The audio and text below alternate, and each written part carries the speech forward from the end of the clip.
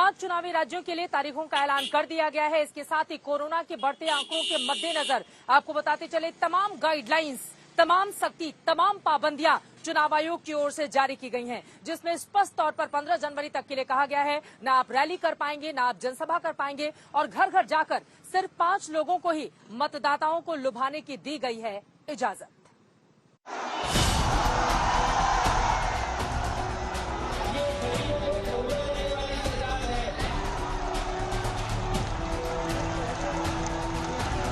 न पैदल यात्रा, न रोड शो,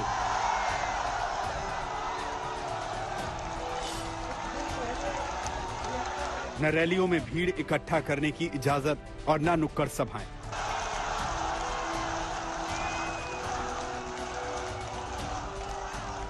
चुनाव आयोग ने उस मुद्दे पर हमला किया है जो कोरोना काल में चुनावी प्रक्रिया पर सवाल खड़े कर रहे थे। चुनाव आयोग ने साफ कहा कि चुनाव वक्त पर कराना उनकी जिम्मेदारी है, लेकिन कोरोना गाइडलाइन के जरिए सुरक्षित चुनाव उनकी प्राथमिकता।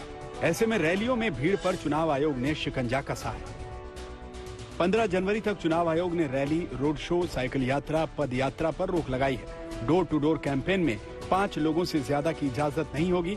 चुनाव आयोग ने डिजिटल प्रचार और वर्चुअल रैली पर जोर देने की बात कही है। 15 जनवरी के बाद हालात को देखते हुए रैली के लिए स्थानीय प्रशासन से पार्टियों को इजाजत लेनी होगी। हालांकि अब इस पर भी सियासत तेज हो गई है, क्योंकि एक रथ के कार्यक्रम में बड़ी संख्या में लोग आते हैं। अब इलेक्शन कमीशन ने जो नियम बनाए उन नियमों का पालन समाजवादी पार्टी करेगी और जो भी नियम उसके बाद बनेंगे उनको भी पालन कर करके चुनाव लड़ेगी। जहां तक सवाल भारतीय जनता पार्टी का है, क्योंकि डिजिटल प्लेटफॉर्म पर, चैनलों पर हावी भारतीय जनता पार्टी है, उन पर काबिलियत है या उनकी सरकारें ऐसी थी जो आज उनके पास ज्यादा स्पेस है। कम से कम इलेक्शन कमीशन ये तय करे कि जो नेशनल चैनल्स हैं उन पे रीजनल पार्टीज को भी स्पेस मिले। चुनाव आयोग के द्वारा जो गाइडलाइन दिया जाएगा उसका 100% पालन करेंगे।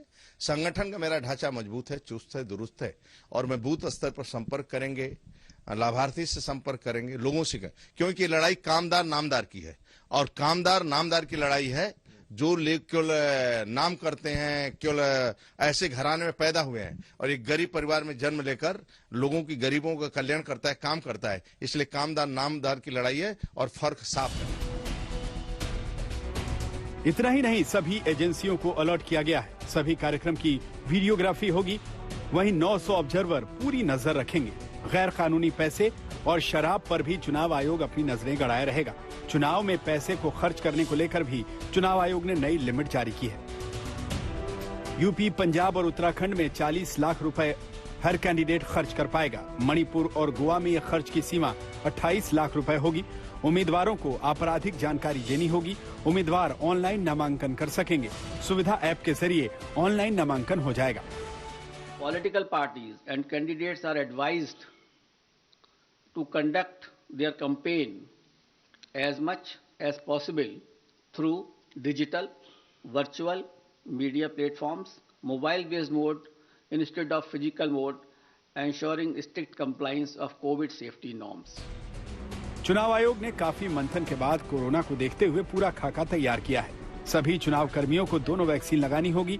वहीं हर मतदान केंद्र में सैनिटाइजर और मास्क का इंतजाम किया गया है। चुनाव आयोग ने साफ किया है कि किसी भी कीमत पर कोरोना गाइडलाइन की अनदेखी नहीं होगी। 690 विधानसभा सीट में मतदान के लिए 2,15,000 से ज्यादा पोलिंग बूथ तैयार किए गए हैं। पोलिंग बूथ 16% तक बढ़ाए गए हैं। वहीं पोलिंग बूथ ग्राउंड फ्लोर पर बनाए जाएंगे, जो कि पूरी तरह सैनिटाइज होंगे। इतना ही नहीं, 80 साल से ज्यादा उम्र के बुजुर्ग, दिव्यांग और कोविड प्रभावित लोगों के लिए पोस्टल बैलेट की भी सुविधा की गई है।